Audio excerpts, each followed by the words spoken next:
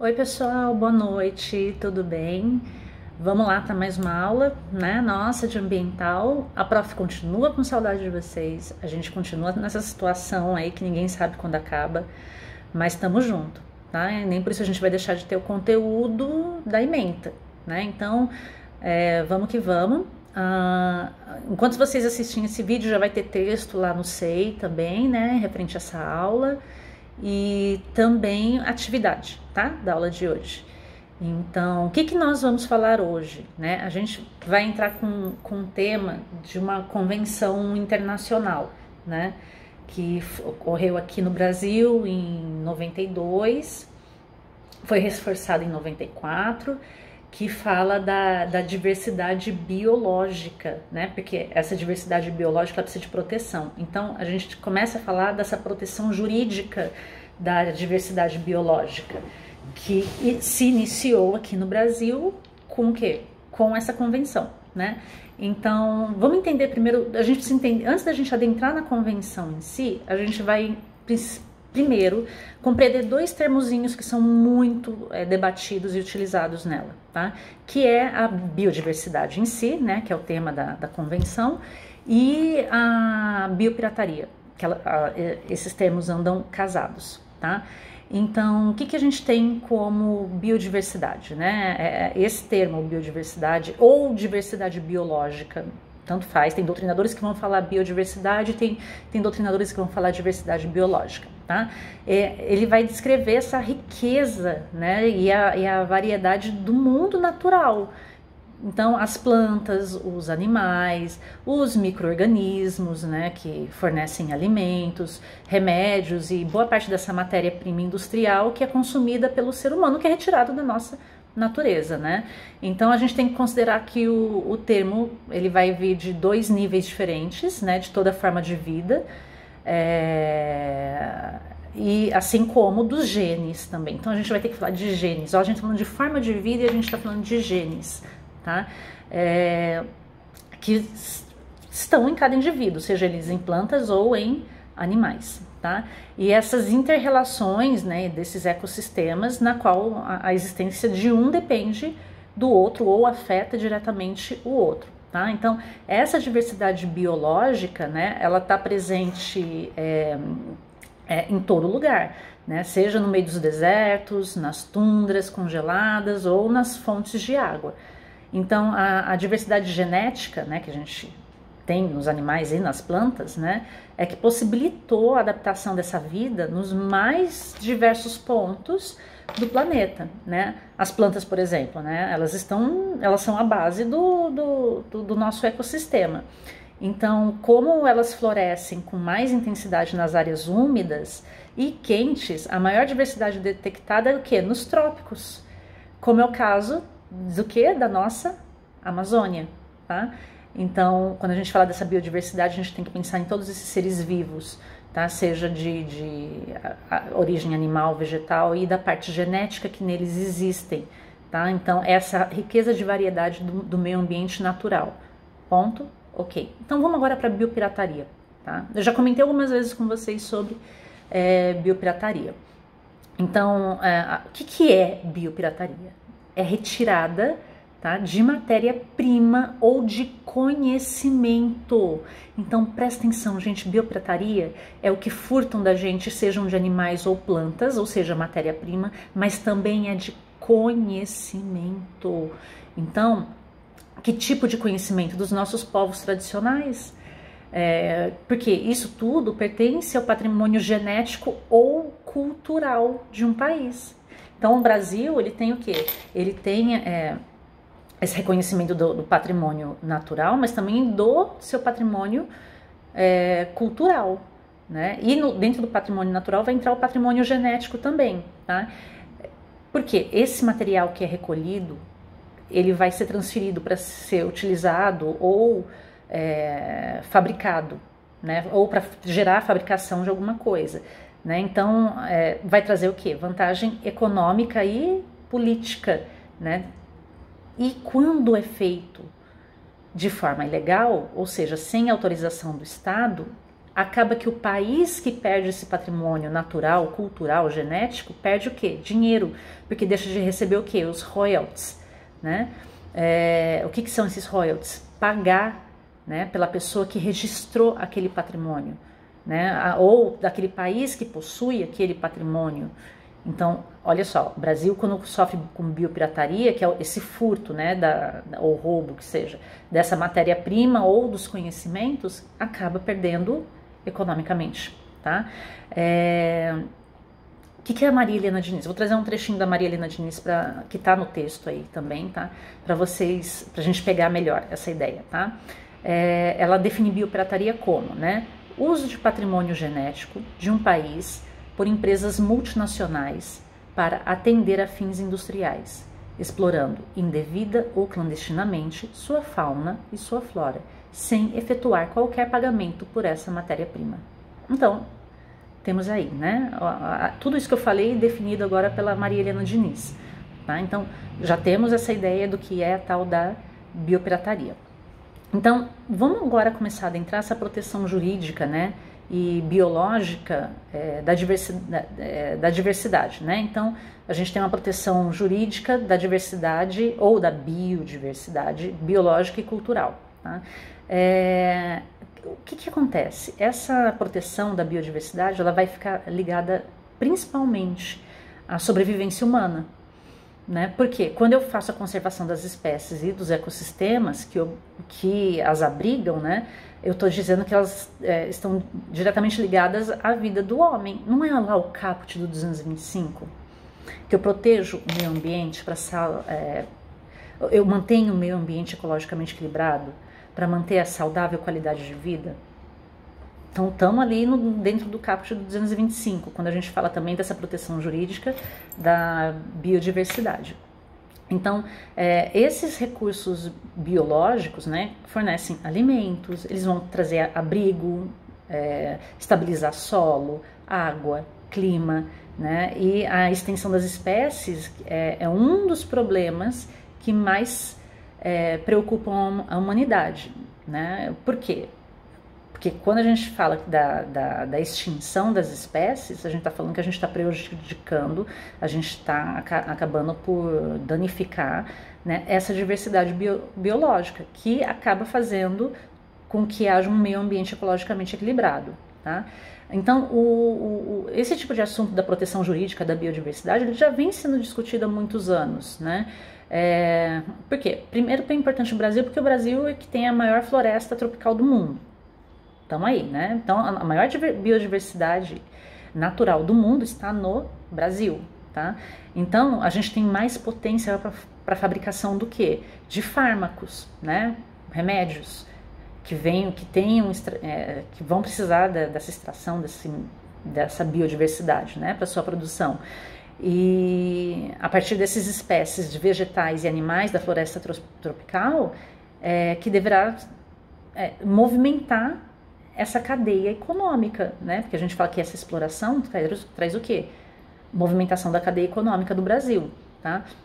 Então, o quê? É um mercado promissor, né? Biodiversidade é um mercado promissor, né? Por exemplo, o mercado mundial de fármacos produzido a partir de plantas, animais e micro-organismos girava em 2005, 2008, mais ou menos, em uma média de 32 bilhões de dólares. E onde entra o Brasil nisso? Olha só, a maior biodiversidade do mundo, tá?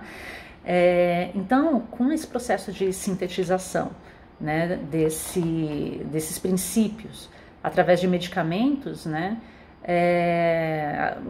que as indústrias realizam, o que acontece? Ocorre cada vez mais a extração direta dessas substâncias químicas a partir desses organismos vivos, né, criando esse mercado bastante promissor. Então, principalmente na região amazônica, né, que ocorre a maior parte dos problemas. Por isso que a gente vê tanto conflito também, não só o conflito de terras que a gente vê lá, mas assim, de brigas, inclusive de países para fazerem pesquisas dentro da Amazônia, né? Então, por isso que a gente tem que ter uma legislação robusta para preservar essa tal da biodiversidade, né? Por quê? Porque a gente não está só preservando o meio ambiente, não é só a questão do meio ambiente ecologicamente equilibrado, mas é também a parte econômica do nosso país, né? Quando a gente fala dessa polêmica, dessa extração, né? Por exemplo, dessas indústrias internacionais, estrangeiras que vêm fazer essas pesquisas, né? Sejam de forma legal ou de forma ilegal, né? A gente tem que pensar no seguinte: de um lado a gente vai ter países de primeiro mundo que vão ter a tal da biotecnologia, né? E de outro, países em desenvolvimento que são aqueles que possuem o patrimônio natural, que é o caso do Brasil, né? Então, esses países que têm a biodiversidade, que é o caso do Brasil, são os que menos a conhecem, né? Infelizmente, o nosso país não, é aquilo que eu sempre falo para vocês, não tem a cultura educacional de meio ambiente. Então a gente desconhece como cidadãos o potencial da nossa diversidade biológica, tá? Então, por quê? Além da gente não conhecer, porque não nos é ensinado desde a nossa tenridade, o nosso país não tem uma cultura de investir em pesquisa, né? A gente acaba importando pesquisa e tecnologia que falta pra gente, porque a gente também importa tecnologia. Então são vieses que precisam ser melhorados no nosso país. Pesquisador a gente tem muitos e muitos competentes, mas o problema é que lhes faltam meios para concluírem suas pesquisas, ou continuarem, ou iniciarem suas pesquisas. E a tal da tecnologia, né? Porque aí, para conseguir fazer esse casamento, precisa o quê? De investimento, né? E na maioria das vezes, esses investimentos para pesquisa, inclusive da nossa biodiversidade, estão em países estrangeiros, né? Os países de primeiro mundo. Então, a quantidade de plantas, animais, né, e micro-organismos que já saíram da nossa floresta para bancos de germoplasmas, né, pesquisas genéticas, em centros de pesquisa no exterior, é incontável. Além de não poder ser impossível ser contado, também a gente não tem esse controle, porque tem muita coisa que sai de forma ilegal, né? Então, como operadores de direito, o que a gente tem que visualizar? A gente precisa de uma normativa mais robusta em relação à preservação e proteção dessa biodiversidade, assim como combate a tal da biopirataria, que vai mexer diretamente com a nossa biodiversidade, né? Então, quando que começa essa história, né? Lá em 1994 é que o conceito da biodiversidade foi introduzido no nosso direito brasileiro, através de um decreto legislativo, né, que foi o decreto número 2 de 94, que aprovou o texto da Convenção da Biodiversidade, assinado no Brasil, então, lá na Rio 92, a Eco 92, que foi um sucesso na época, né? Essa conferência internacional feita aqui no Brasil, no Rio de Janeiro, em relação à proteção de meio ambiente. E olha só, o congresso aconteceu em 92, só em 94 que o Brasil veio convalidar a convenção, né, através do decreto legislativo 02. Então, o Brasil acabou pecando pela morosidade, né, sendo que nesse congresso, né, que gerou essa convenção, depois da realização da Convenção da Proteção do Meio Ambiente, 140 países aderiram, né, à convenção, introduzindo-a nas suas legislações internas. Ocorre o quê? Que essa proteção do meio ambiente, né, da biodiversidade, apareceu no nosso cenário jurídico, daí foi somente em 88, né, com a Constituição Federal, lá no 225, no artigo 225, e no parágrafo 1º, inciso 2, que coloca o quê? Né, que determina ao poder público, né, para assegurar que todos tenham um meio ambiente ecologicamente equilibrado, a obrigação dele de normatizar isso, né? Ou seja, preservar a diversidade e a integridade desse patrimônio genético de todo o país e fiscalizar as entidades dedicadas à pesquisa e manipulação do material genético. Então, parágrafo 1º, inciso 2 do artigo 225 da CF, traz a obrigação do poder público de preservar o tal do patrimônio genético. Então, olha, a gente já tem na Constituição Federal em 88, e em 92 teve a Eco 92, né, lá no Rio de Janeiro, que traz a Convenção da Biodiversidade, né, para o mundo inteiro, para os países que aderiram. O Brasil aderiu, mas só foi regulamentar em 94 essa questão, né? Então, o que acontece? Morosidade, né? Numa normatização contra a biopirataria, contra a utilização dos nossos recursos da diversidade biológica, e até hoje isso persiste, isso continua, tá? Um pequeno histórico dessa proteção, né, que a gente pode ver, por exemplo, em 1990, o governo federal ele acabou editando 2 atos normativos para disciplinar, para regulamentar, né, a coleta por estrangeiros de dados e materiais científicos no Brasil, né, que foi o decreto 98.830 de 90, né, que ele dispunha sobre a coleta por estrangeiros de dados e materiais científicos no Brasil, e a portaria número 55, também de 90, do Ministério de Ciência e Tecnologia, que regulamentava esse referido decreto também, né, que falava da possibilidade dos estrangeiros coletar dados e materiais científicos no Brasil, tá? Então, esses atos normatizavam de alguma forma a coleta da nossa biodiversidade, do material genético e natural da nossa biodiversidade, tá? Só que não passou disso. Então, o que aconteceu? Quando veio à tona a lei de patentes, né? Lei de patentes que vocês acredito que já viram em biotecnologia, né? Mas a lei de patentes, a 9.279 de 96, né? Acabou tentando proibir, né, o patenteamento de seres vivos no todo ou em parte, né, e abriu a possibilidade de organismos transgênicos, né, ou seja, os geneticamente alterados, manipulados, e de processos biotecnológicos de produção e produtos, né, a partir de plantas a virem a ser patenteados sem qualquer contraprestação econômica ou tecnológica ao fornecimento dessa matéria-prima, né? Então, a gente vê que a lei de patentes, né, ela tenta proibir, né, mas ela abre uma possibilidade, né, desses organismos transgênicos e processos biotecnológicos serem utilizados sem nenhuma contraprestação. Então, assim, tirou de um santo para cobrir o outro, né, a gente pode dizer. Justo no Brasil, que a matéria-prima é a principal, né, a que mais vem a ser pesquisada, a ser utilizada, né. Então, esses centros de pesquisa mundiais acabam fazendo as pesquisas faz a pesquisa e não paga, né. Então, por quê? Porque a própria lei de patentes acabou que não abraçou também a ideia, não conseguiu normatizar de tal forma que coibisse ou que regulamentasse melhor esse tipo de pesquisa, né.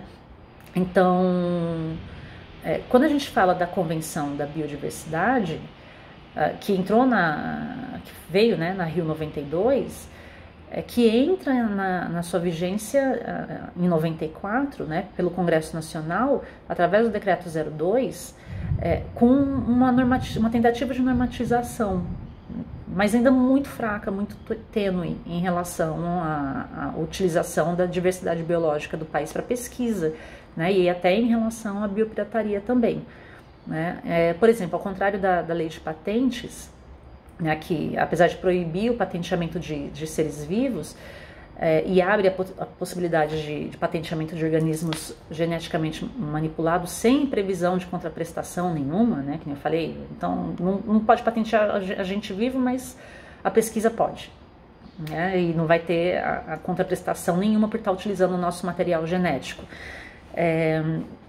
Acaba que a Convenção da Diversidade Biológica veio inovando, né, e consagrando a soberania nacional dos estados sobre os seus recursos biológicos e garantindo, assim, essa compensação, né, por acesso e o uso das nossas plantas, animais e processos biológicos, tendo sempre em vista o interesse das comunidades tradicionais. Então, olha só, quando fala do interesse das comunidades tradicionais, está falando também o quê? Da proteção do nosso patrimônio cultural, em relação até a proteção, tentando evitar a tal da biopirataria, né? A gente tem que considerar que a Convenção da Biodiversidade, ela é um instrumento internacional e, portanto, ela contém noções genéricas né? E a efetiva implementação das suas práticas precisa o quê? De normatização, né? Mais aprofundada. Vamos entender um pouco melhor dentro da nossa normativa nacional, né? Essa questão do meio ambiente e dos recursos genéticos, que a Convenção da Biodiversidade Genética vem batendo em cima e tentando trazer uma proteção, né? Então, quando eu falo do meio ambiente, né, eu tenho que lembrar que ele é um patrimônio público, né? Devendo por isso ser protegido pelo Estado, que nem está lá no caput do 225, e principalmente no parágrafo 1º do artigo 225 da Constituição Federal, que fala, é dever do Estado, 2 pontos, e aí vem todos os incisos, né, do parágrafo 1º. Para quê? Porque a gente está falando de um bem difuso, meio ambiente a gente já viu, né, na aula passada inclusive, e necessário a sadia qualidade de vida. Então, é de todo mundo e mantém a nossa humanidade dentro de um meio ambiente natural saudável para que a gente não adoeça, né? Então, esse ecossistema florestal é fruto de uma evolução natural, né? Então, a gente teve uma evolução que vem progressivamente aumentando quando a gente fala do ecossistema, né? E representa um povoamento estável, né? Devendo estabelecer essas normas que assegurem o equilíbrio ecológico, porque cada ser humano só vai usufruir plenamente de um estado de bem-estar e de equidade se for assegurado o seu direito fundamental de viver nesse meio ambiente ecologicamente equilibrado. Então, eu só vou conseguir ter uma sadia qualidade de vida se eu puder usufruir disso. Porque senão, se eu não posso usufruir da sadia qualidade de vida, vai ficar como letra morta, letra fria dentro da Constituição Federal. Tá? Então, a importância de se proteger o meio ambiente para que haja equilíbrio, né, que se cumpra esses fundamentos do artigo 225 federal, é necessário que isso seja colocado na prática, né? Para efetivar esse direito, eu preciso então normatizar a legislação na legislação infraconstitucional a proteção desse meio ambiente, tá? Então, nessa Conferência das Nações Unidas, né, que foi feita lá no Rio, que nasceu a Convenção da Proteção da Biodiversidade, né, ele traz, inclusive, né, a definição de biodiversidade agora na forma legal, né, na forma normatizada, porque se o Brasil recebeu, né, recepcionou a Convenção, inclusive com um decreto em 94, então a gente tem essa definição legal também. Então vamos lá, o artigo 2º da Convenção, ele diz o seguinte, da definição de biodiversidade. Vamos lá que eu vou ler para vocês o artigo 2º, né? A variabilidade de organismos vivos de todas as origens, compreendendo, dentre outros, o ecossistema aquático e os complexos ecológicos que fazem parte, compreendendo ainda a diversidade dentro de espécies de ecossistemas. Ou seja, o que a gente tem aqui? A gente tem a noção, aquilo que eu falei da biodiversidade, como tudo que faz parte do ambiente natural, tá? Aí, o que acontece? Tivemos a convenção, né, em 92, ratificada em 94, né, pelo governo brasileiro, decreto 02. Em 98, aí criam a tal da Lei de Crimes Ambientais, na Lei 9.605 de 98, e tentam de forma heróica criminalizar, né, vamos dizer assim, essa utilização da nossa biodiversidade que é feita de forma irregular, né? Então, a Lei de Crimes Ambientais, ela trouxe o quê? As sanções penais e as administrativas, né, para a questão das condutas e atividades lesivas ao nosso meio ambiente natural, tá? Então, a Lei de Crimes Ambientais assegurou que o meio ambiente pode ser explorado dentro dos seus limites de tolerância e garante que essa aplicabilidade, quando infringida, que venha a receber uma pena, né? Só que acontece o seguinte, a Lei de Crimes Ambientais, ela não tipificou biopirataria, não tem tipificação de biopirataria. O que aconteceu? O legislador acabou na Lei 11.105 de 2005, que é a Lei da Biossegurança, né, passou a estabelecer normas de segurança e mecanismos de fiscalização, né, dessas atividades que envolvam o meio ambiente em sentido amplo, né, bem como para a utilização dos recursos genéticos no âmbito dessa engenharia genética. Né? E tipificou como? Vamos dar uma olhadinha na Lei de Biossegurança, lá no artigo 28, né? Ó, por exemplo, ele fala o seguinte, artigo 28, utilizar, comercializar, registrar, patentear e licenciar tecnologias genéticas de restrição do uso, pena, reclusão de 2 a 5 anos e multa. Né? Então, o que acontece? Nessa lei, né, da biossegurança, teve uma previsão penal, né, que, por analogia, pode ser utilizada no caso da biopirataria. Então, a gente podia falar, oba, que legal, né? Então, a gente tem uma luz no fim do túnel para conseguir utilizar, de alguma forma, uma normativa para penalizar quem se utiliza se ocorre na prática da biopirataria, né? Só que acontece uma coisa que a gente já sabe. O Beccaria, né? Aquele autor penal, que a maioria dos estudantes que são apaixonados por direito penal gostam dele, né? O que ele fala, e que está no nosso Código Penal também, né? Só que com outras palavras. O Beccaria, ele coloca que nula é a pena sem crime, e nulo é o crime sem lei, né? Então, Beccaria traz isso, e o nosso Código Penal também traz isso, né? Então, o que vai acontecer? Não dá para usar, por analogia, a lei de biossegurança para punir a biopirataria. Então, continua que a nossa diversidade biológica, ela fica à mercê dos biopiratas, né? Porque como que você vai penalizar essa prática se ela não tem? Então, a gente vê que há uma insuficiência, né? É necessário que seja reforçado e que dentro da nossa normativa nacional seja trazida a questão da biopirataria com punição em forma de crime, tendo a pena referente a ela. E a gente não tem, né? Então, a gente acaba que tem uma convenção que foi ratificada pelo Brasil, que define o que é a nossa biodiversidade, né? Mas a gente não tem como, de forma efetiva, punir isso, né, a utilização de forma ilegal dessa biodiversidade. Então, como juristas, né, como estudantes, acadêmicos, operadores do direito, o que a gente tem que fazer? Estudar formas, né, e cobrar os nossos representantes para que seja normatizada a questão da biopirataria no país, que até hoje não ocorreu. Então, o que eu quero que vocês guardem disso tudo, né? Precisamos de normatização, né? Precisamos de uma proteção jurídica maior em relação à diversidade biológica, né? Dos nossos componentes naturais e culturais do nosso país. Tá? É isso, galera. Em suma, era para dar esse conhecimento geral para vocês em relação, né? Essa proteção jurídica da biodiversidade. Então, eu vou encerrar a aula por aqui. A prof tá com saudade de vocês, né, também. Eu não vejo a hora da gente voltar para a sala de aula. Durante a aula eu vou estar online com vocês pra gente tirar as dúvidas, se vocês tiverem dúvidas, tá joia? E a gente vai mantendo contato, tá joia? Se cuidem, fiquem em casa, aqueles que podem, e vamos seguir firmes, tá bom? Um abraço para todos vocês, gente. Tchau, tchau.